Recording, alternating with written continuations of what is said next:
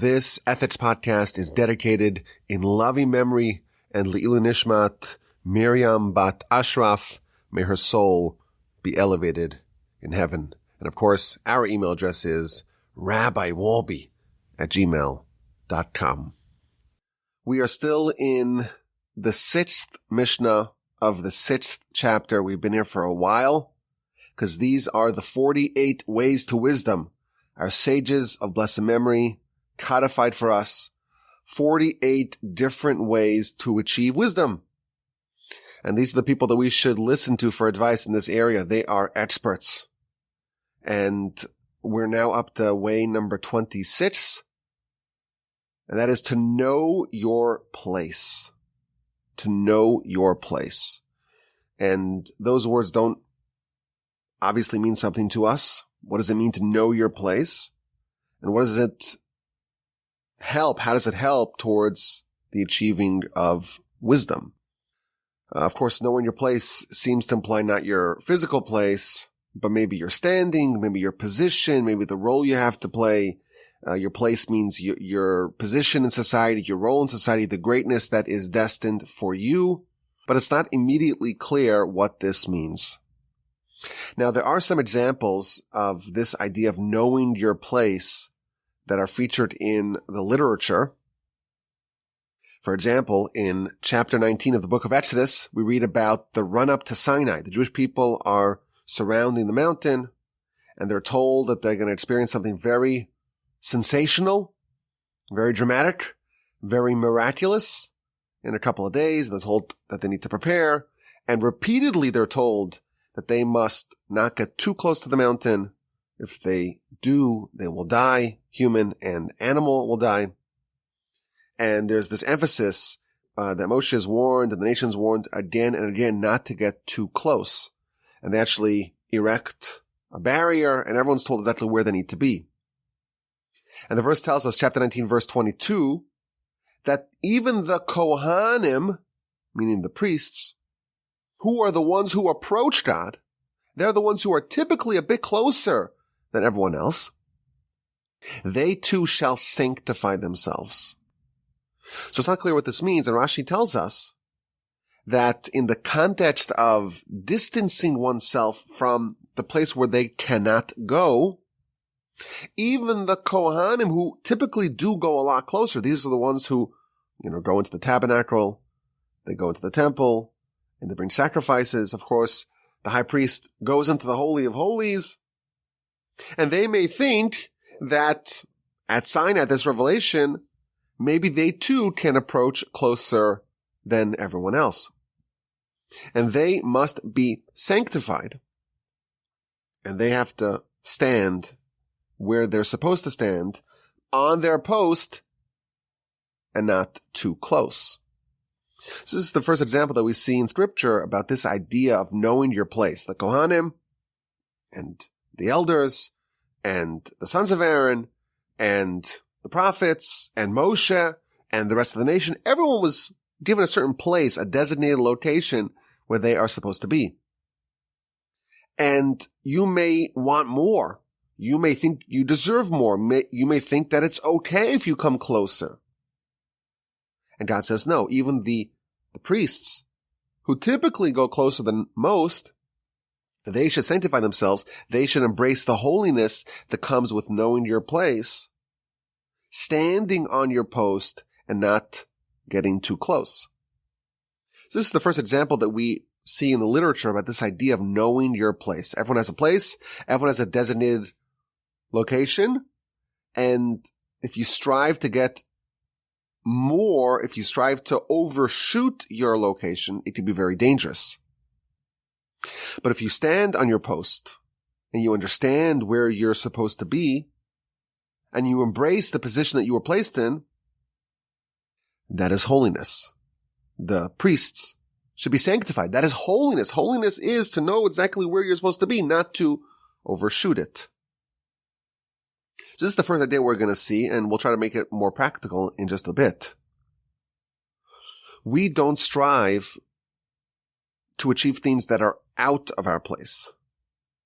We believe that we're all destined for great things.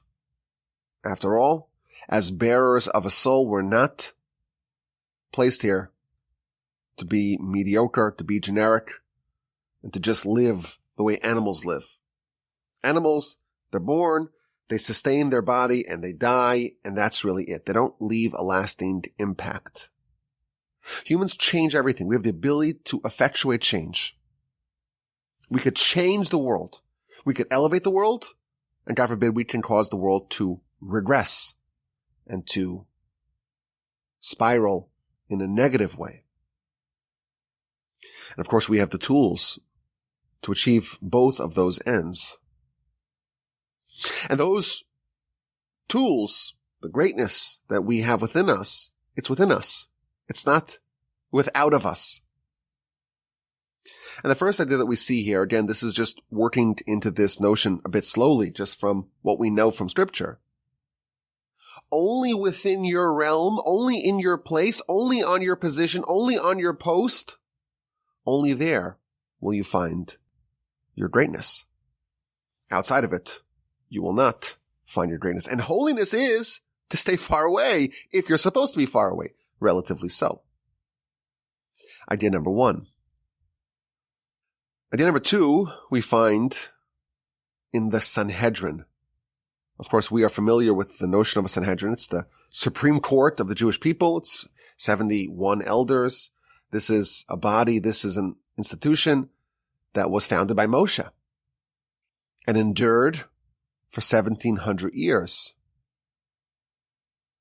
And the Talmud tells us that the Sanhedrin, it wasn't just 71 sages. There were more sages. There were 3 benches of associates that participated in the proceedings. But not only that, every person amongst the Great Sanhedrin and amongst the 3 benches of associates, each comprised of 23 elders. So you do the math, 71 elders on the Great Sanhedrin, and then 3 benches of associates, each comprised of 23 elders. So that's 71 plus 69. It's 140 sages. And every single person, the Mishnah tells us, Sanhedrin 37a, every single one of them knew their place. There were 140 seats, and everyone knew exactly where they sat. And the reason for this is because there was a hierarchy. There was a rank. There was a seniority system. In the Great Sanhedrin, if you're part of the Great Sanhedrin, you're part of the 71, you're not part of those other 3 benches. And even amongst that 71, it was ranked from the highest, most senior member to the lowest, most junior member, 1 through 71. And even amongst those 3 benches of associates, each comprised of 23 elders, there was bench number 1, the triple A's, if you will, and number 2 and number 3. And even amongst the 23, it went from most junior to most senior. And actually the way that it was done is that if one of the jurists retired or passed away, and they vacate their spot, obviously, everyone below them moves up 1 notch. So suppose you were number 17 on the middle bench of the 3 benches of associates, and a member of the Great Sanhedrin passes, you move up to number 16. And number 1 of your bench moves up to the higher bench. And number 1 of the highest bench of associates moves to number 71 of the higher court. And there's an emphasis here. Everyone knew their place. Even amongst the great sages, there's this emphasis. Everyone has to know exactly where they belong. You know, it doesn't always work like that in every domain. Like the current Chief Justice of the Supreme Court, he was nominated to be an Associate Justice. And then during the proceedings, William Rehnquist died, and the president withdrew his nomination to be an Associate Justice and resubmitted his nomination to be a chief justice. So he went from 0 to number 1. It doesn't work like that. When someone becomes a member of Sanhedrin, you start off as the lowest of 140, and you slowly make your way up the lowest level, and the next level, and then the third level of associates, and then the lowest level of the great Sanhedrin, and so on. And then what they do is they find the greatest sage in the entire land that's not part of these 140, and they are nominated to be the lowest level of the lowest bench. So again, we see this emphasis amongst the sages that everyone has to know their place. Everyone has to know where they belong. Everyone has to understand exactly where their position is. Now, let's try to bring this idea a little bit closer to us. The sign of revelation, that's in the past. The Sanhedrin, it's not an office that we imagine any of us will be holding, at least right now. So how do we take this idea of knowing your place and bring it a little bit closer to our understanding? So I want to share maybe 3 different ways to view this. You have to know your place.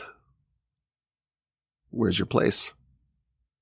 So I would say, well, it's in the Torch Center in Houston, Texas. That's where I am right now. That's my place. Maybe in the summer, you go visit family. Maybe you go take a vacation to Iceland, and that's your place. But is that really your place? Is that your permanent place? Right now, you're here on this earth. Of course, we have some people orbiting in space, but they're still close enough. But this, of course, is not your permanent place. Where will you be in 100 years from now? In all likelihood, you'll be in a very different place. And we're told earlier in our book, you have to know where you're going. That's also part of your realm. And where you're going, if you're lucky, it's to a place of worms and maggots. Now, of course, that's where your body is going. Your soul, that too has a destination. And therefore, when we ask the question of what's your place, we have to kind of break it down and say, well, right now, I'm a body and soul merged together. And I'm in this place. I'm in terra firma. I'm in planet Earth. I'm in this physical world. But in the future, I'll be in a different place. The body and soul will separate. The body will go to its place and the soul will go to its place. And is that my place or is this my place? We learned. This is an idea that we see again and again. Maybe it's the most important idea. That our objective in this place is to prepare for the next place. And which place is really our place? Our real place is not here, it's there. This world is compared to a corridor. You're walking towards a ballroom. This world is a preparation. It's a time to get ready, but it's not the final place. So if you have to know your place, no one thinks that their place is the journey. It's the destination.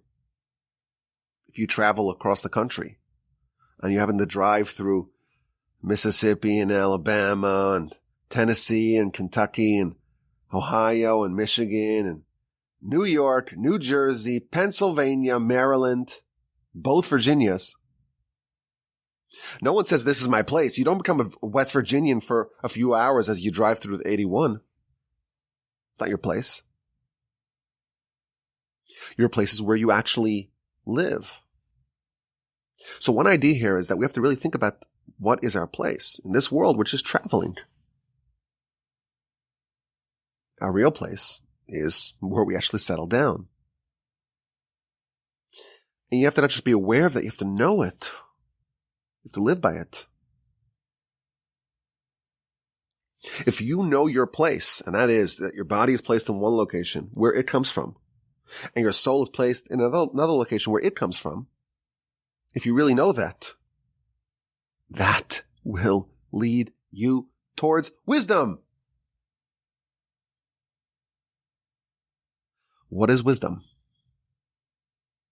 Wisdom is investing in your soul. Wisdom is investing in your real place, in the place that will outlast the temporary place. It's investing in the permanent place. That's what wisdom is. Wisdom is a choice to prioritize a permanent life over a temporary one. And I'll tell you a secret. When you die, I hope this is not surprising to you. I have some surprising news. Maybe a bit distressing. You will die. That is the destiny of all mankind. I hate to be the bearer of bad news. What will you take with you? What's actually yours? What do you bring with you to your place? So, of course, mitzvos, any mitzvah that you do, any righteous deed that you do, any kind thing that you do, anytime you're listening to God, that's a merit that you take with you forever. But of course, what you study, what you amass in your brain, what you invest in your soul, that you take with you as well. The Talmud tells us that the first question that someone is asked before the heavenly tribunal is about Torah study. Now, it is true, before you jump on me, it is true, there are two teachings in the Talmud, one in the book of Shabbos, page 31a, and one in the book of Sanhedrin, page 7a, that give different accounts as to the interrogation that the heavenly tribunal gives to people. And that's a question that's resolved by the commentators. But in one of them, Sanhedrin 7a, it says that the first question relates to Torah study. Why is that relevant? Because that really determines everything about your life in that place. The Talmud of the book of Bava Basra on page 10b, it's a very interesting Talmud. It's one we've spoken about many times. But when we speak about it, we tend to focus on the first half of the narrative, not the continuation. It's the first documented instance of a near-death experience. One of the great sages, he was ill, he died, and was resuscitated. And they asked him, what do you see? And he said, I saw an upside-down world. The lofty ones are lowly, and the lowly ones are lofty. Everything was opposite in that world. And the sages told him, no, you didn't see an upside-down world. You saw a clear world. Our world is upside down. And the narrative continues. He says, I also heard something. When I was there, I heard an announcement. What was the announcement that he heard in heaven during his brief stay there? I heard that they were saying, praiseworthy is he who comes to this place. And his study and his Torah and his Talmud is in his hands. Ashraf Mishabalakan v'Talmudo biyado. Praiseworthy is he who comes here, arrives here, and his study is in his hands. So what that means, of course, it's widely discussed. The precise words of the narrative of this testimony, it's not just randomly said, of course. But what we are told is that when someone does arrive at that world, at their permanent place, they can bring with them their study. The test, it's an open book. You to bring your study, you to bring your notes, you to bring your accomplishments. What you study here, you bring with you there. And the more someone studies, the greater the scope of their spiritual life for eternity is. And thus, our study in this world, it's almost the expansion of our scope of our spiritual life in the next world. And if you know your place, and you realize what's the permanent place and what's just the ephemeral, temporary one, well, you made sure that you're ready for what it's like in that place. Good news and bad news. Death is quite liberating. And that can be very bad news. Because everything that you wanted so much, you craved so much, you desired so much in this world, is all available for you. Completely at your fingertips. And you have zero interest in it. Zero. It does not excite you one little bit. Nothing, physical, material, carnal, excites you anymore. And it's all there. It's all available. You could be anywhere, do anything. And you have no interest. The only things that you want, we're told, the only things that matter are things that excite the soul. And the soul's liberated. And the things that were inhibiting the soul in this world are removed. But if you have nothing to dig into, you're not bringing anything with you, the soul is free to do whatever it wants, but it can't.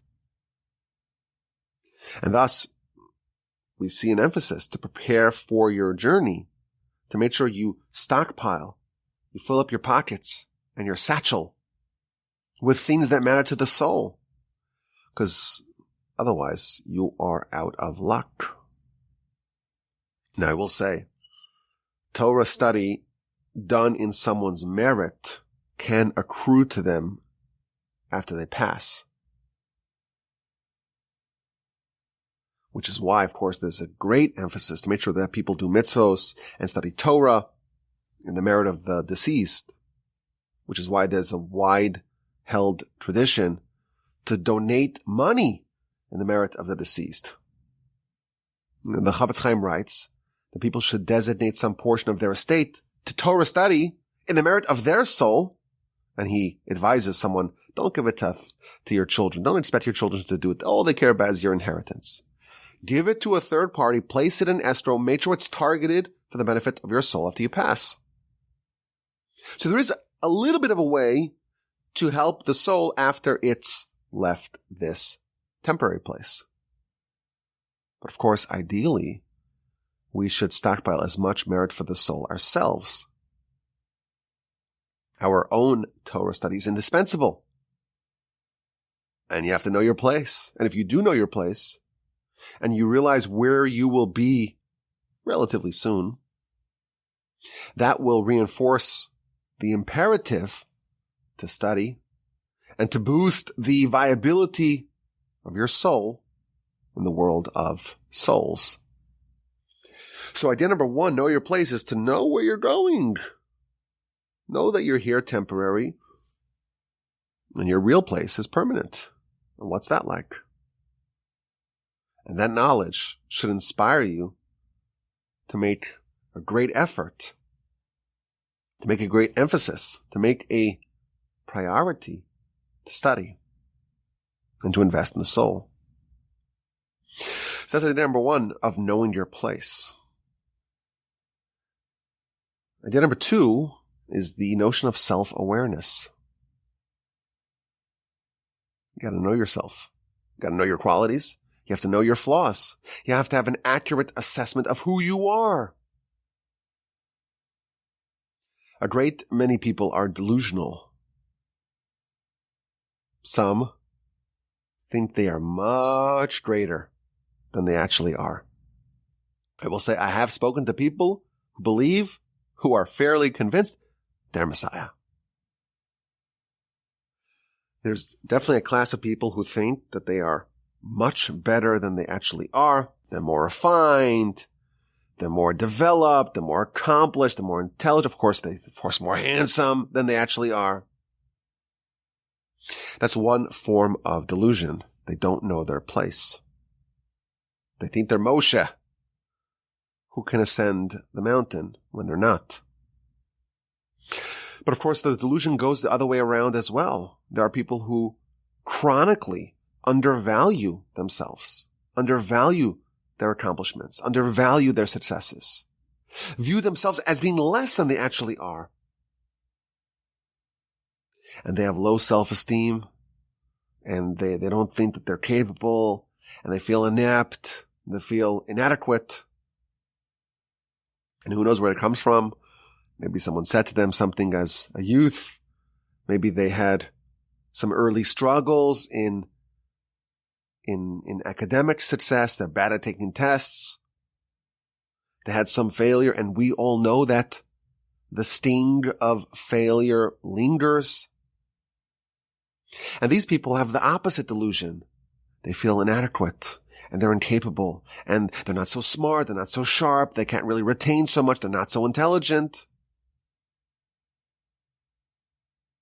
Some people think that they're just truly inept, and there's nothing they can do about that. And this is another version of not knowing your place. We see people, I know people, everyone knows people like this, who actually are endowed with great ability. But just, they feel like an imposter. They don't realize it. And therefore they're overly diffident. And they're resistant. And they're reluctant to take on any big role. And that's another version of not knowing your place. To know your place means to know your qualities. You have to know your abilities. You have to know what makes you special. Of course, it also means you have to know your flaws. Both of them are important. The great Rabbi Israel Salanter said, without knowledge of your flaws, you don't know what you need to work on. You don't know your enemy. But without knowledge of your strengths, you don't know what you have to work with. You don't know what tools you have. You don't know what ammunition you have. The great Rabbi Yerucham used to say, woe to he who doesn't know his flaws. But double woe to he who does not know his strengths. You have to know your flaws, but you better know your strengths as well. And people may justify their low self-esteem by saying, well, no, it's humility. I'm just humble. I'm like Abraham. I'm like Moshe. I'm like Aaron. I'm like David. They all said, we're nothing. We're like a worm. That's not humility. It's faux humility. It's false humility. It's counterfeit humility. If God gives you a gift and you reject it, you deny it, it's an insult to God. It's not humility to say, I don't have what you actually do have. You have to know your place. And if you realize the qualities that you have and the abilities that you have, you'll also know the great responsibilities that you have. Sometimes people are just scared, and sometimes they just don't want responsibility, and therefore they deny the abilities that they actually have. There was a great hero of Jewish history who may have had this blunder, may have made this mistake. And that's Saul. And Saul was criticized by Samuel for being overly humble. You think you're small in your eyes, but no, you're the king. And you have to embrace that role. You have to know your place. He didn't eradicate Amalek. And he says, oh, the people did it. As if he was helpless to stop them. No, you're not helpless. You're the king. Know your place. Take a stick and start smacking them until they listen to you. That was Saul's flaw, and that's why he lost the monarchy. That's what Scripture tells us. People have a tendency to not believe in themselves. And they have to know. You must believe in yourself. You must know your place. And remember, the Almighty believes in you, as evidenced by the fact that you're here. And if you're listening to this, you know that He believes in you. And if He believes in you, obviously there's something to believe in. And you have to believe in yourself as well. And you have to aspire to great things. And you have to realize that you can do more than you are currently doing.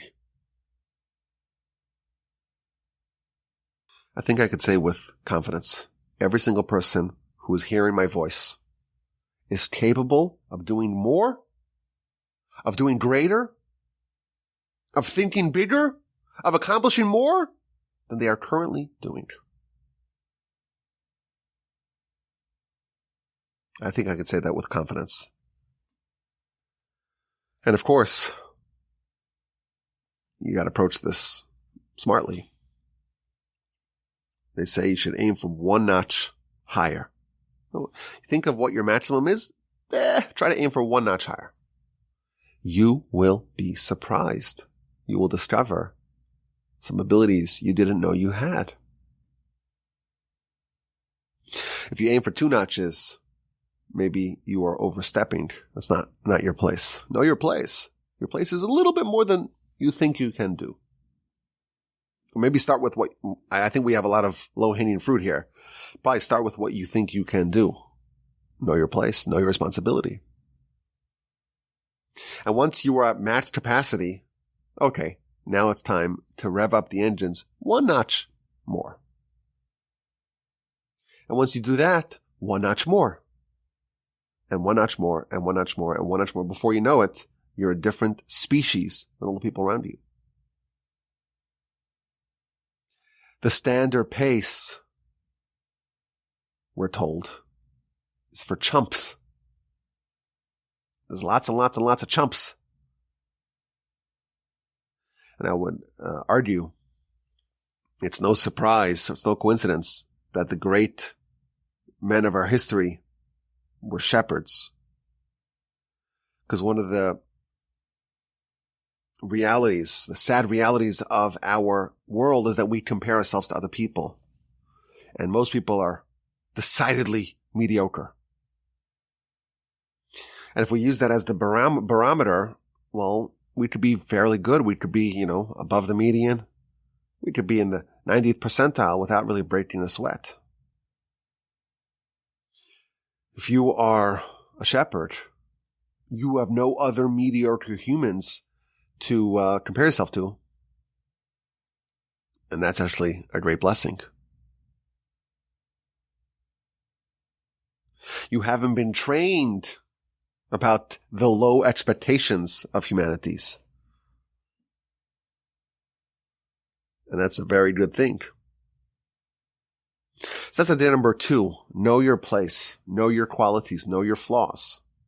Know your abilities. Don't think you can do so much more. Don't think you've already done so much more. Realize that you still have a lot more to accomplish.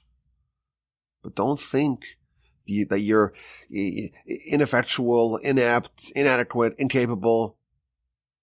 Don't buy that fiction either. It's not humility. It's not righteousness. The Almighty wants you to do great things. And you can do it. And the Torah says, no, you can't. And listening to that voice is existentially harmful. And finally, I want to suggest a third approach, and this is similar along these lines, but it has a different spin on it. And this is a very, very big theme that I think is not discussed often enough. And that's the idea of the individual responsibility placed upon every person. The Torah, we are told, the Talmud calculates, has 630 mitzvos. And of course, not everyone can fulfill all 613, but everyone's obligated in all 613, all Jews. And that covenant was forged at Sinai and was re-upped, of course, several times. But the Sinai revelation is the beginning of this responsibility. You finish Sinai revelation, and now you sign the line that's dotted, and you are obligated. As a Jew, you have to keep all 630 mitzvos. But the sages tell us, and it's also, if you read the verses very, very carefully, you'll notice it in the verses. Sinai was not just a generic revelation. It was also an individualized experience. Meaning, not every individual experienced it the same. In fact, no two individuals experienced it the same. There were 600,000 individual experiences. And thus, we can say that there are really two types of Torah. Every Jew is obligated in two types of Torah. The general Torah that's universal, that is the same for everyone, 613. And if you were given at Sinai something different than everyone else, then that means that you have responsibility of Torah that's different than everyone else. There's a unique bit of Torah that has your name on it and no one else's. And this idea is featured in other places in the literature. For example, we're told that every one of the 600,000 root souls of the Jewish people has a letter in the Torah. Because there are 600,000 letters in the Torah. That means that there's one letter that every Jew has that no one else has. It's their individual Torah. And we're also told that a person's individual unique strengths and weaknesses are tailored towards giving them the chance, the opportunity, and also the framework to accomplish their unique Torah. There may be one particular area of life that a person, feels that it resonates with them. There's a part of Torah in which their heart desires. The whole world was created for you. There's one bit of responsibility that's only yours. And thus, if you want to have wisdom, and not just of the generic type, not just of the type that is the same for everyone, you want yours. You want to know your place. In the grand scheme of things, where's your place? Where's your place in the Torah? Where's that one letter that's yours? To know your place. And this, of course, changes everything because it's a whole life's journey. It's a whole odyssey. It's a quest to find your place, to find your Torah, to find that one part of the responsibility of humanity that is on your shoulders and no one else's. And of course, it's maddeningly difficult to try to find that place. How do you find your responsibility? How do you find your mission? But the pursuit of it, to know your place, that pursuit will bring you to great, great things. So just knowing that you have a place, knowing that amongst the great panoply of the universe and of the Torah, there's one place that's yours, that's your portion in the Torah. Knowing that and making it your life's mission to find that and to exercise the responsibilities, to execute the responsibilities placed upon your shoulders. That leads to a very, very different sort of life. And perhaps that too has been hinted in the words of our sages, way number 26, to know your place. With just a few words, our sages, of course, are revealing so many layers, so many dimensions of insight and of wisdom. We're past the 50% mark of the 48 ways to wisdom. There's a lot more. But each one of these, each one on its own, it's a whole universe. It's a whole world. I thank you for listening. My email address is rabbiwolbe@gmail.com. Of course, I work for Torch. I'm back in the Torch Center. We spent the summer up north. I did a lot of driving. Would not recommend too much driving. Take an airplane instead. As much as you hate air travel, it's still better. But now we're back in the Torch Center, and please God, we'll have a great year together. The email address is again, rabbiwolbe@gmail.com.